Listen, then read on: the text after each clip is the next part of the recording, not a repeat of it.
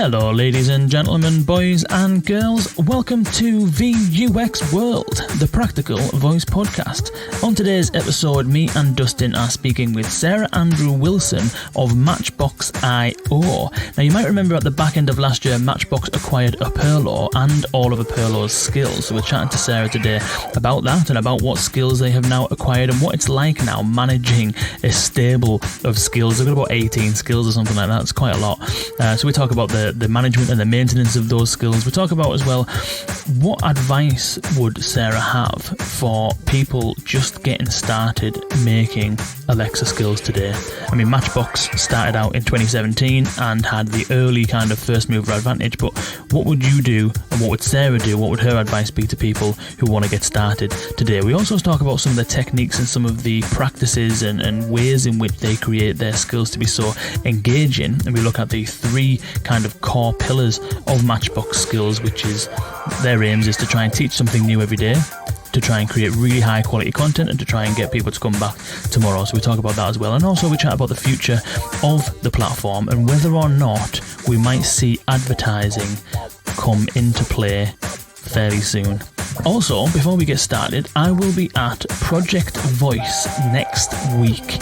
So do reach out to me if you are there. If you haven't been on the podcast yet and you are working in this space and you're up to some interesting stuff, come and find me. We'll be doing a whole load of podcast recordings all throughout the day. I'm running a workshop on international VUX design best practices on Monday, so do pop along to that if you are around. I'm doing the closing keynote on Thursday and a few panel discussions during the week as well.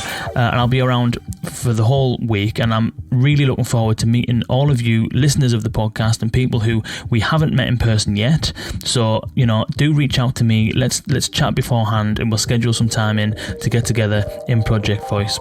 Now, without further ado, boys and girls, this is Sarah Andrew Wilson of Matchbox on VUX World. VUX World. VUX World. VUX World. VUX World. VUX World. Branding with the big faces. I love listening to it. Kane Sims. Kane Sims. Kane Sims, the one and only. Britain's finest, Mr. Kane Sims. Dustin Coates. I like it when you guys are together and talking about voice. Without further ado, welcome to the show. Sarah, welcome to the podcast. Sarah Andrew Wilson from Matchbox IO, who's had a busy few weeks over the last few weeks. What's gone down? Yeah, what's going down? Well, Matchbox recently, I mean, there's a lot going on, but the recent news a couple weeks ago is that we acquired all of Upsell's skills, all of their Alexa skills. And it's been, Jess and Oscar have been absolutely fantastic to work with, and they've been working with us through the transition. And I was a big fan of their work beforehand, just over the past couple of years. So it's a real honor to, you know, have their skills now. And I feel a great responsibility to continue on their high level of excellence. So how many was there then? How many skills did you acquire in total? I'm on the website. The Upsell website's still up, by the way. I'm on that website now, and there's quite a few things on there. How many was there? Like 10 skills, something like that? Yeah, that's a great question. How many? So we had 5 before the acquisition, and now we have 18. So, wow. 13? Yeah, 13. Yeah. Wow, nice. Yeah. And so the portfolio now has, you know, it's a wide range. So it's 18 apps on Alexa, and then, sorry, I'm saying Alexa, as I'm sure a lot of folks do, so I don't set off everything. No, it's a nice, well-rounded portfolio now that we have of game, utility, and wellness apps. So it's a nice kind of, comprehensive portfolio. Mm-hmm. Nice, yeah. So I imagine that the workload has, well, if there's now 18 and there was 5, your workload's kind of like tripled, hasn't it? It tripled overnight. It tripled. But we had a nice plan in place on how to manage that. And we brought on a couple of really fantastic people to help us, both on the content side and on the coding side. And it's going really well now. So, Do they take much kind of like for some of these skills that have been in existence for a while, like Panda Rescue and stuff like that, I don't know. I haven't necessarily experienced all of them, but is there much upkeep involved in these? Are these live, constantly updating skills, or is most of the stuff you've been doing just making sure that nothing's falling over? Yeah, so that's a great way of putting it. I like to think of it as top spinning, on top of sticks. And you just have to make sure that they all continue spinning. And every once in a while, there's one that's wobbling, and you have to go, take care of that. But no, it's a combination of the two. So some it's just maintenance, it's just making sure everything's going swimmingly and planning on how to enhance the experience for the future.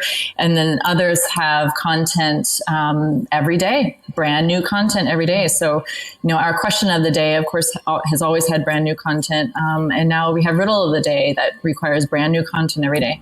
And then others just need the occasional refresh. So it's keeping us on our toes. Nice. And so how would you describe Matchbox then as a company? How would you, if you were going to describe Matchbox to a listener who hasn't come across it, how would you describe it? Yeah, so we're one of the leading companies of highly popular and engaging voice apps. So voice apps on Amazon Alexa and Samsung Bixby and Google Assistant. And it's, like I said earlier, it's a wide portfolio of game, utility, and wellness apps. So it's a little something for everyone, something for as young as, 5 years of age through a lot of our kids' skills, all the way through, adults and seniors. And we try to really create age-appropriate content in everything that we do. So we want to make sure if that 5-year-old, that's playing, Kids Quiz or Animal Rescue is having a really age-appropriate experience, that would be different than an 8-year-old who's playing Kids Quiz. That's going to be different than a 15-year-old and then a 55-year-old. So we want to make sure that everyone's having a really positive experience. And what's your role then there? And I appreciate that may be expanding rapidly or growing rapidly as you've kind of took on a hell of a lot more. But your CCO, Chief Creative Officer, I'm assuming. What's your sort of like daily role at Matchbox?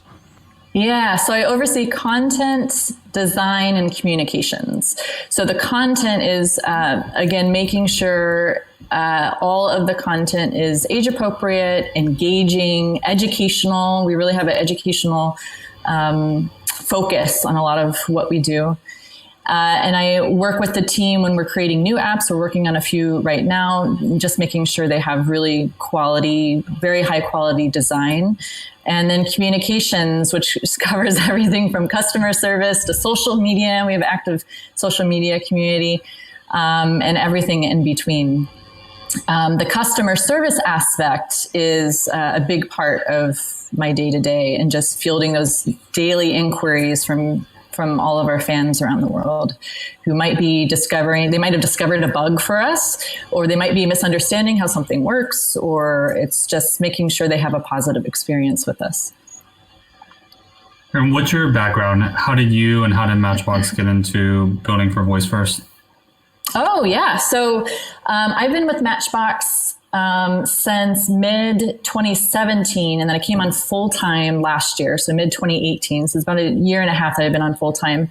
Previously, I spent my career in the music industry, so both on the for-profit and the nonprofit side of the music industry and in music education. So I was a performer. I'm a flutist, a classical flutist. So I was a performer and a conductor and a teacher and a tour manager, director, arts manager, everything in between. And worked with jazz organizations, classical organizations, opera organizations, performing arts organizations, and did that for many years. Worked with some really, really well-known artists and educators. And then in mid-2017, so Matchbox was founded at the beginning of 2017 by our founder and CEO, Joel Wilson. And he was, at the time, was a consultant and had that time that a lot of consultants have where one contract has ended and the next contract starts in like 2 weeks. So you're like a 2-week period. He had just bought an Alexa device and just started tinkering around and created question of the day. He was trying to think of something that he could create where it wouldn't require a lot of upkeep and a lot of he was thinking he could do one question a day. How hard could that be? And then so he published that and it slowly gained traction. And then in mid 2017, about 6 months into it, he came to me, knowing my background in education and having trained ears as a musician, asked if I could start creating content for question of the day, because question of the day turned out it wasn't just one question a day that he had to create. We also had bonus questions that had to be written. And so suddenly it just started exploding. A lot of people really latched onto it and started playing every day. So I started doing content on the side in 2017. And then a year later, just things really took off. So I came on full time. We got a lot of requests from Question of the Day users for a kid-friendly version. So knowing my background in education, when I came on full time, we started right away with Kids Quiz and building Kids Quiz. And that launched a couple months later in October 2018, somewhere in there. And that quickly became, a hit in the kids skills category. And then we just keep adding on. We have 3 questions, which is like question of the day, but it's for people who want 3 questions a day. And then we just launched Sound Machine, which is an all-in-one ambient sound skill. And now we have all of these additional apps that we just added in the past month, so that we're managing all of those as well. Wow. And so that kind of story of Joel is similar to Tom Hewitson from LabWorks, and in terms of kind of like having a spare bit of time and then thinking, I'll just maybe play around here. And then I think they created, might have been Beat the Intro. No, it wasn't Beat the Intro. It was Would You Rather? And so a similar kind of thing, like created it in like a weekend or a week or something like that, and then like slowly started gaining traction and stuff like that. Do you think that's kind of, because most of the successful companies, Matchbox being one, LabWorks being one, Invoked Apps being one, they kind of started with similar kind of beginnings in 2017 or so.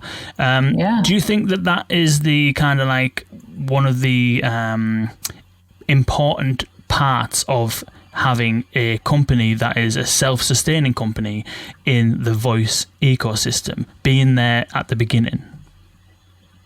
That's a great question. I think it helped for, if you're an independent developer, we'll call them indie developers, that definitely has helped to be in there from the beginning, because then you have that much more time to learn from your users, that much more time to understand what works and what doesn't work. So that question of the day in the beginning, it was just simple. It was one question, you receive a little bit of a factoid afterwards, and that was it. There was no stats. There was no bonus question. There was no, trivia club, which we can get to in a minute. There was none of that. And it was through the feedback from the users that they told us, can you add in some stats? Like most games have stats. And we're like, oh, yes, of course. Bonus question. So as we went along, started adding in these different things, and then started really drilling down to start providing what users were requesting. And that takes time, and that takes trial and error. And you need time to be able to make those mistakes and make those errors and learn from those errors. And I've had this conversation with several people where if you're an indie developer coming in at this point, it is pretty difficult to make a splash. So I think that, to answer your question, I think it definitely did help. Why do you think it's harder now? Is it because the skill store is saturated? Is it because there is already a whole host of skills that people are already using? What do you think is maybe some of the reasons why it might be harder for people to get started today? Yeah, well, as Amazon says, they have 100,000 skills. And back in 2017, I don't know what the numbers were, but it was not 100,000. What's that? Would you say? It was nowhere near that. Yeah, I mean, I don't know if it was 5,000 or I honestly don't know, but it's a lot easier to make a splash when, say, you're one of 5,000 than when you're one of 100,000. I also think that a lot of there's like a changing of the tide. Like we're kind of in the middle of it right now, and kind of moving from indie developers to companies that are more established, like Matchbox and LabWorks. And that more global brands will start getting into it. Those that have traction momentum behind them, and then also have marketing teams that understand marketing. You can have the best skill in the world, but if it's just listed as one of 100,000 in the skills store, and you don't have a marketing prowess or marketing team behind you, it can be very difficult to be discovered. I don't think it's all on Amazon to promote, individual skills. I think it's really up to the developers to create their own marketing plans. But it would be hard getting started now. But like I said, I think there's this shift, this tide that's turning right now, away from the sole indie developers into more company and global brands coming into the space. Sarah, if you were an indie developer now, because we don't want everyone to shut off the podcast now and go, okay, I'm done. There's no chance for me. If you were an indie developer now, what would you be doing to get traction, to get people using your skills? It's a great question. And everyone's been talking about this. That is the big question out there. So I think if you have a really great product, a really great game or utility or something that hasn't really, you just have a really great idea that really hasn't been done before, to really create an exceptional experience, and then maybe bring it to a company that has additional traction, that has some traction that can help you get your skill out there. And that could mean a marketing company, a company that really knows how to help get the word out, or, a different type of company to work with. I don't know if that makes sense. Yeah. Using the leverage of another company to kind of distribute almost. Yeah. Yeah. Yeah, I just, if you have, again, going back to one skill out of 100,000, it's hard to get noticed. But if you can use the momentum that another organization has created, or the one big message I do have for indie developers is to know your limits and to know what your own strengths and weaknesses are. And this goes for any industry, right?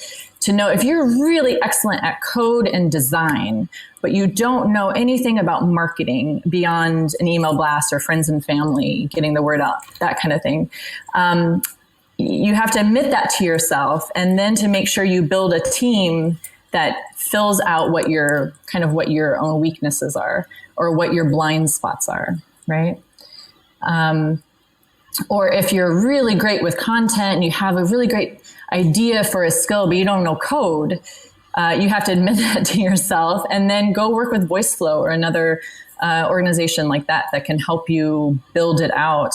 And then, you just have to make sure that your blind spots are covered as you're moving forward. You mentioned the 100,000 skills, and you're right. If you think about 100,000 individual skills, it seems like a complete ocean to just drop another one into. And there's been, I think we could probably look at 2016 and say that it was a lot of experimentation, a lot of kind of like people creating because they can kind of thing, like random cat facts and dad jokes and stuff like that. And then kind of like 2017, 2018, things started kind of finding the feet a little bit. Invoked apps with the ambient sound skills, Matchbox, LabWorks kind of started, Pretzel Lab started to kind of like find stuff that's starting to work. Questions, audio, games, earplay, your likes of interactive stories and stuff like that. And I think 2019 has been a lot about kind of brands trying to figure out where they can sort of play. But in terms of the ecosystem that's there at the moment of those 100,000 skills, obviously some of them are going to be fairly terrible, some of them are going to be fairly decent. Do you think that the kind of the types of skills and the types of use cases have been figured out, as in audio, interactive audio, question-based quizzes, interactive stories and games? Do you think that is what it is and those are the areas to play in, or do you think that there is still experimentation and kind of innovation to happen? There is still innovation and experimentation coming. There's been the idea there's no one breakout skill yet, breakout voice app. And I don't know if there is going to be. I'm fascinated by that question. Like, is this just different than the mobile app, arena, where there just won't be a breakout, but it'll be some breakout idea. It won't be a breakout skill, but like a breakout idea. I'm constantly thinking about that kind of thing. It's really great food for thought. But I think there's a lot to come still. And I think global brands are going to bring some really fascinating ideas. Once they realize that the voice platform is just another wonderful kind of natural way to reach their customers. And it's not voice only. It's not like, okay, you have to abandon your other techniques to reach your customers and just do voice now. It's just you're adding voice as another way to reach your customers, and in kind of a seemingly natural way for a lot of people. So I think there's a lot to come in that area. I think the apps we've seen in 2017 and 2018 were just all really great experiments, and where people are just kind of poking over here and poking over there and saying, well, what happens if I do this? And I think that'll continue on on the larger global brand scale at some point. In your opinion, in 2020, what are those new experiences? What are those new apps that are going to enthrall people? Yeah, so I don't know if it's apps or if it's experiences. If that makes sense. I don't know. So hang on. So thinking about direct connections that just came out, that's fascinating. That just come out on Amazon Alexa. What are the possibilities with that? And that's not just app that's just not focused on, this breakout skill, or that's focused on the overall experience in using a smart speaker. And I think that's going to start shifting how users think of their smart speakers, but also how developers and brands are going to start thinking about their smart speakers. So if I knew what the big popular apps are going to look like in 2020, I'd go build it right now. And I wouldn't tell you what it was. But talk us through that. So you talked about skill connections, and obviously you don't have to give us the exact details of what you're going to build in 2020, but to make things interesting for people who are listening, what are some of the qualities of these experiences that you think are going to be seen? Yeah, I think they're contextual. They're contextual and what the user is really looking for, where you don't have to have one experience, close it out, start the next experience, and have to kind of re-explain or have to find exactly the right words to get the information that you need. It's going to be much more contextual. And when done right, I think, the direct connections can be really helpful to customers. And that will help, I think that'll help kind of cross promotion as well within the apps. I can see how, I think the examples Amazon gave in the presentation when they first kind of announced it was things like, if you booked a movie ticket with a theatre, then one of the skill-to-skill connections might be that it would send you over to like a taxi service or a restaurant or something like that. And I can see that's kind of along the lines. I don't know whether you've seen the post. I think it might have been John Kelvey from Bespoken that wrote about it, where he was kind of saying that the kind of ecosystem will be moving more towards domain-specific stuff rather than like a skill for this and a skill for that. Having like domains where, and this is kind of along those sort of lines. Like if a domain is an evening out, there might be a number of different skills that all contribute to somebody organising an evening out, which might be a movie ticket and a restaurant and a taxi service or what have you. But if you're not in the sort of like booking of stuff, if you don't have like a physical service or you don't sell physical products and things like that, if you are a kind of like consumer facing company, which Matchbox are you thinking about this stuff as more of a way to get people from one skill to try another skill, or is taking people from one environment to another, or is there any other things that might be useful, do you think? Yeah. So that's where I go back to the idea of the experience. And Dustin, I know you didn't like that explanation, but just thinking of what kind of experience can you create for a user where it's not just a 2-minute experience, but that it's a more comprehensive experience. That if they're interested in this topic, can you help them learn more? And I'm always going back as an educator, going back to how can I help people learn more? So if you're interested in this topic, how can I help them learn more about that in a different way? So you have it like this, and can you turn it this way and help them learn about that? And then dive in deeper if they want to for another 5 minutes over here.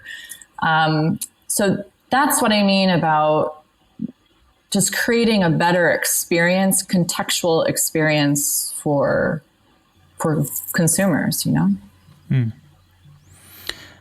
mentioned marketing. In terms of people need to be thinking about ways to promote their skills and market their skills, and a company like Matchbox wouldn't necessarily be able to exist unless it had users and engaged users that keep returning, or new users that you keep acquiring. And so you must have some kind of secret sauce maybe going on, or being looked at very favourably by some of the people at Amazon. I don't know. But I know you've got a really active social media kind of Facebook community, and you've kind of referenced that a little bit earlier on. So what are some of the things that you do now to either promote skills to new people or to keep people from coming back, or keep people, encourage people to come back rather than not keep them from? Yeah. So in general, we have three goals for all of the experiences that we offer people. So if you're a fan, you come to any of the Matchbox apps, we want you to learn something new every day. We want you to learn something new from high quality content, and we want you to come back tomorrow. That's like, business 101 for any kind of business around the world. You want your customers to come back. So what can we do to make sure that you learn something new from high quality content and that you want to come back tomorrow to continue experiencing that? So we look at that from a content side, and we look at that from an analytics side. So our overall DNA is data analytics combined with the creative.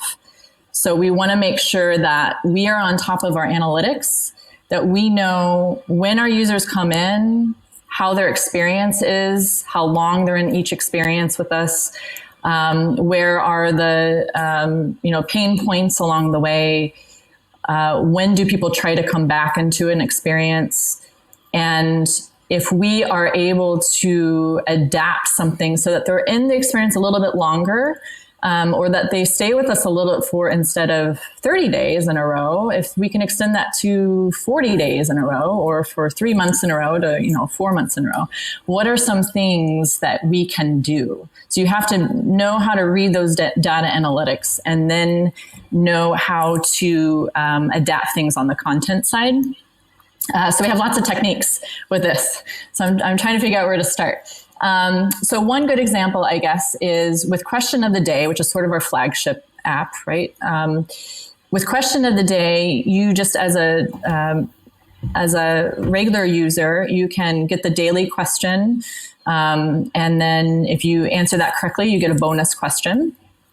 And then you learn about your personal stats that accumulate over time. And that's the overall experience. We extended that from just being through a smart speaker over to Facebook. So we have a Facebook community that's now about 8,500 fans. We just celebrated 8,000, reaching 8,000. So we're about 8,500 now. And we extended over there so that you can learn more about the topic from the question from the day before. We'll tell you what the question was, and then we'll give you a little factoid and a link so that you can learn more. And this has proven really effective because users can interact with each other. It feels like a very social community. They can say, "Oh my gosh, I learned that in 8th grade, and I forgot about that already. And so this was a great reminder." And someone else will say, "I just saw this television program about this topic," and they say, it's really interesting to see how the users interact with each other. They also let us know when there's a bug, if there's some kind of negative experience that they've had. And we much prefer that coming to us on Facebook to let us know that than in a 1-star review. So we try to extend the experience that way. And then we also have a flash briefing, a question of the day flash briefing, so that people who might have missed yesterday's question, they can still learn about yesterday's question. You can't interact with it, but you can hear what the question was. You can hear a little bit more about that topic, and you can hear how different people, how they fared with that particular topic. So those are some of the social media and kind of content ways that we try to keep people engaged.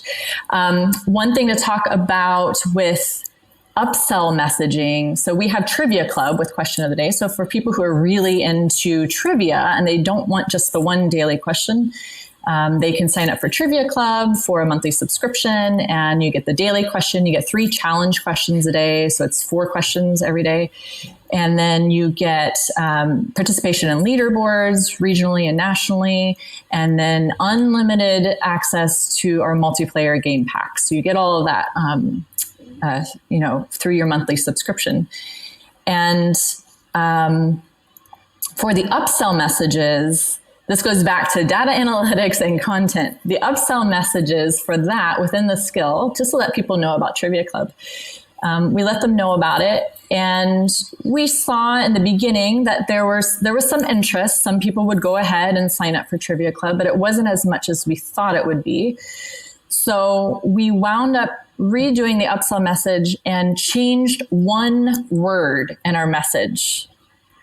One word, and we saw a 17% increase. Wow. What was it before? What was the before phrase? See, I don't want to share that. All right, fair enough.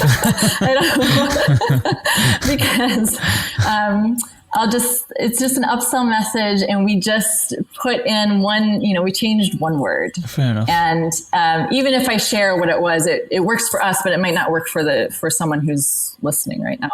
You just have to find the right language that works for your fans, that works for your experience. That blew our minds. Just using the analytics to then A/B test different messages and then finding this big increase. So I think that's really what's at our core is, like I said, data analytics and then adjusting the content as needed from there. Was it changing one word and just changing, either adding or removing or swapping out a word, or was it also changing the way that it was said? That's a great point. We didn't change the way it was said, but we did. It was just substituting one word for the other. Okay. So you could say you changed 2 words. Yeah. What do you mean? I'm just trying to tease this out of you. I think if I just keep trying to get hints, eventually you'll tell us what that one word is.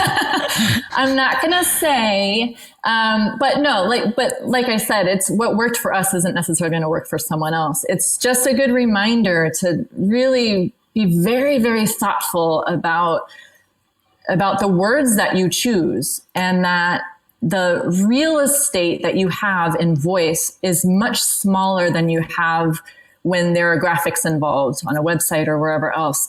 The real estate you have is precious, much more precious in voice. So you need to make sure that the words you choose are very thoughtful and tested, and it'll make a world of difference if you just put a lot of thought into it. So you said you did A/B testing as well. Is that what you would tend to do? What would you do? Would you do like some split testing on specific things, like this call to action versus that call to action? Would you like isolate one feature and run a split test on that? Exactly. Okay. Yeah. And are you using any tooling for that, or have you like built something yourself that does that? We have built something ourselves. Yeah. Okay. Yeah. The fascinating thing over the past year or two is that there's all these wonderful tools for people that you can now, third-party tools that are out there to help developers that I just think is wonderful. It's just like the community helping the community. We built a lot of this ourselves at a time when those services weren't available, or they weren't quite what we were looking for. So we're just continuing to use our own tools, I guess. And you mentioned that you've got like an upsell to kind of take people from the normal question of the day to the trivia club kind of like package or subscription. Is that the primary way of Matchbox generating revenue? Is that the primary source of income is in-scale purchasing, or is it like developer rewards, or what's the... How does Matchbox exist? Yeah. So we have been completely bootstrapped and self-funded, because we can be through things like Trivia Club. Okay. We've been able to build a company with full-time employees, contractors. We started off with the developer rewards, and I think the developer rewards served a beautiful purpose, and for us worked just as they were meant to, which was to help us get going, and then help us get going until we could figure out the self-funding part of it. And bless Amazon for having those rewards and really encouraging innovation and people trying to think creatively and getting rewarded for that. And we're now getting to the point where we it's all through ISPs that we're able to be funded. Wow. Yeah. That's a pretty... And now, if anyone's listening, I should say we're always open to funding opportunities. We're always open to talking with anyone who wants to talk. We're not going to turn down any conversation, but so far we've been able to be self-funded through Trivia Club and things like that. Wow. That's a pretty good kind of story, that, because it's like, it's almost as if the developer rewards kind of did their job, really, in terms of giving you time to keep you hanging around to work on things and perfect things until you can figure out a revenue model. I think that was the whole point of the developer rewards. I don't think the point was to continuously fund developers, like that would be the main source of revenue for developers. I think it's acting as it should, which is to give people a boost and motivation to keep going, and until you can kind of figure things out on your own. Bless them for that program. Thank you, Amazon.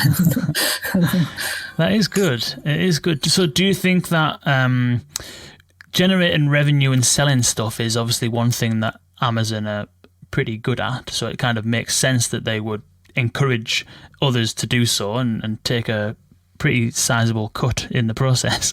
But one of the other things is obviously like paid stuff, advertising, stuff like that. Do you think that it'll get to a point where we'll see more advertising on voice devices, or do you think that the general intrusive nature would be a little bit too much?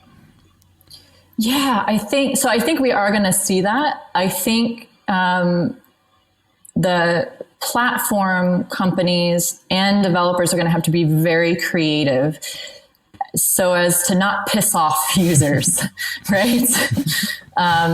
It's very, very easy to make a user cranky, and you have to tread very lightly and make sure that any upsell messaging or eventually advertising makes sense and fits the environment in which they're hearing it. Like I said, the real estate is so much more limited in voice than it is for other media. And so you have to be really careful about introducing that. It's coming. It's just there has to be all sorts of guidelines and test cases and that kind of thing before it becomes, more universal. What do you think? Is it coming? I don't know. For me, I think when I open the app, and I was glad to see that when you open the app, every now and then there is like a splash screen in there that says "Try this skill out." But then what I realised is that most of the time I go to the app, I'm going there for something specific. And when I get to that point and there's a big splash screen, it starts to piss me off. So it's kind of like it starts becoming ineffective. And then some of the other things that I've noticed is that the times where you might want to advertise is like, or what Amazon are trying to do with promoting other skills and stuff like that, is at the end of an experience. So you'll say quit, and then it'll say, do you want to try something? And usually I'll say quit because that's the end of my kind of interaction with it, and so I just want it to shut up really. And sometimes I've even left the room while it's still kind of talking. So I think you're right that it needs to be done incredibly sensitively if it is going to, and maybe it's the interactive nature of voice might help a little bit, but I think it will have to be done. I agree, it'll have to be done very sensitively. What do you think, Dustin? It's an interesting question. It's an interesting conversation. I was chatting with Nick McShane from Progress Partners last week, and he had this idea that the advertising spend tends to rise to the share of consumer media. And so if we look at the internet, right, the internet is, let's say, I'm just making up these numbers, but people are spending 20% of their time or 25% of their time on the internet. Advertising costs are on the internet are 20 to 25% compared to TV, newspaper, display, etc. And so with voice, if voice is going to grow to, let's say, a fifth of the internet or half of mobile, then we would expect as well for advertising to grow that as well. And I think he convinced me. Because these platforms can't grow without making money. Advertising is one of the core ways for people to make money. And I don't know if this is what he implied, but this is part of what I got out of it, is if a platform can't make money, then it goes in the opposite direction as well, where investments and usage will actually decrease because people aren't going to make money. They're not going to keep building new stuff for it. That makes sense. That's interesting. So the theory then is that providing the device adoption continues and the attention given to the platforms continue to increase, then advertising becomes almost inevitable because there needs to be revenue sustained. But the difference, I suppose, with this is that, similar to, I suppose, the internet, you can generate revenue without advertising potentially. It's almost. Or could you? Would you need to do the advertising to get the discovery, right? Because let's say you are selling a newspaper, you are making revenue by selling a newspaper. Advertising is nice on top of that and drives it, but with the internet, with voice, that is on the internet, right?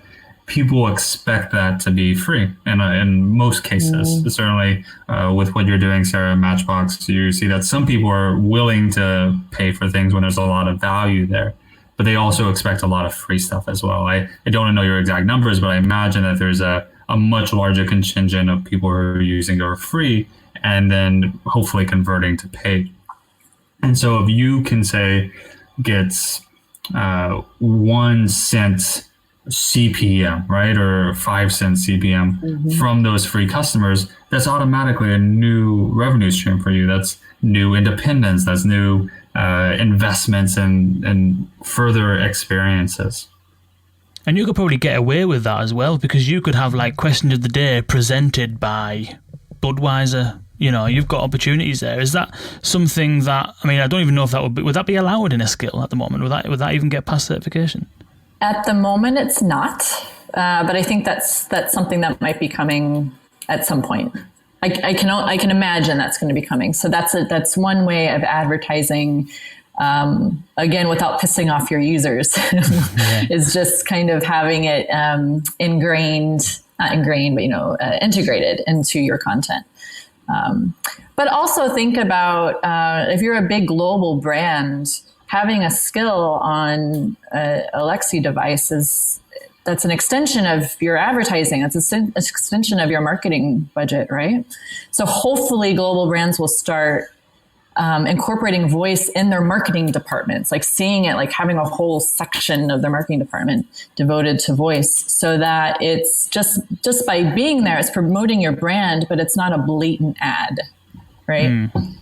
What are your thoughts on like branded promotional skills that are there for marketing campaigns and that are typically short term? So, for example, films might launch a film with an interactive story to sit alongside it. Now, for that might be a little bit different, because you probably can get away with that interactive story still being engaging 12 months later. But for something else, like, I don't know, more of a campaign-based skill, what are your thoughts? Is that what you were getting at when you said going into the marketing department? Or do you think that everything... Do you think there's space for those campaign-based things, or do you think that everything on voice should have an aim to be engaging and sustained?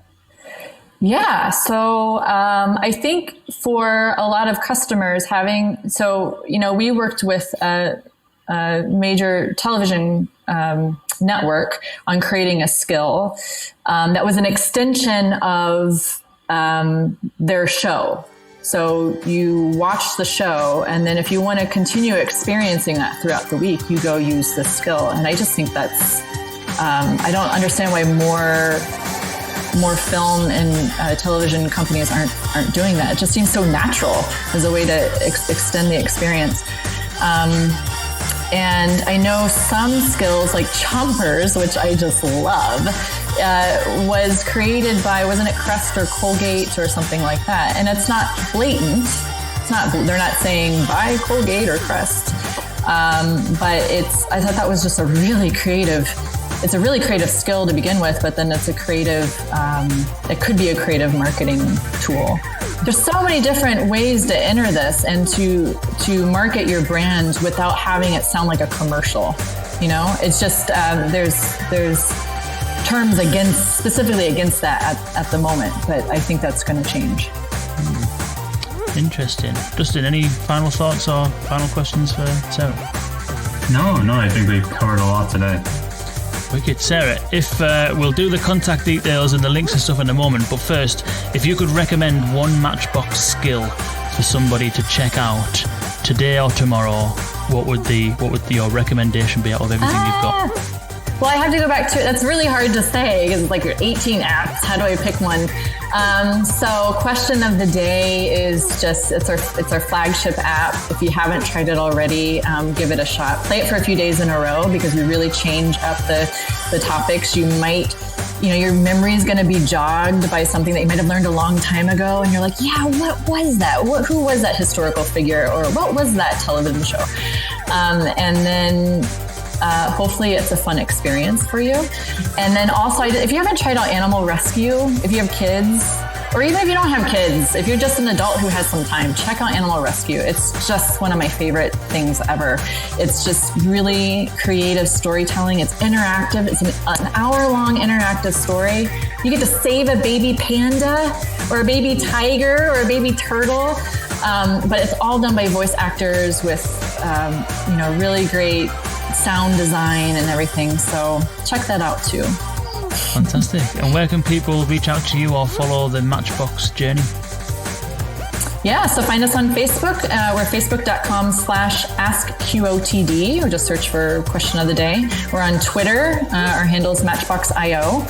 And we're also on LinkedIn, Matchbox.io. Fantastic. Sarah, it's been an absolute pleasure. Thank you so much for joining us. It's been wicked. Thanks so much for having me. This has been great. That was Sarah Andrew Wilson of Matchbox. Thank you very much, Sarah, for joining us, and thank you all for listening. And do not forget, we'll be at Project Voice next week in Chattanooga. Do pop along and say hello if you are there. We'll be broadcasting all the podcasts that we record will be out either during that week or during the week after. So if you're not there, do not worry. We'll try and bring you as many insights from as many of the speakers and people who are attending as we possibly can throughout that week. Ladies and gentlemen, boys and girls, it's been an absolute pleasure once again. Thank you for listening, and we'll see you on the next one. See you later.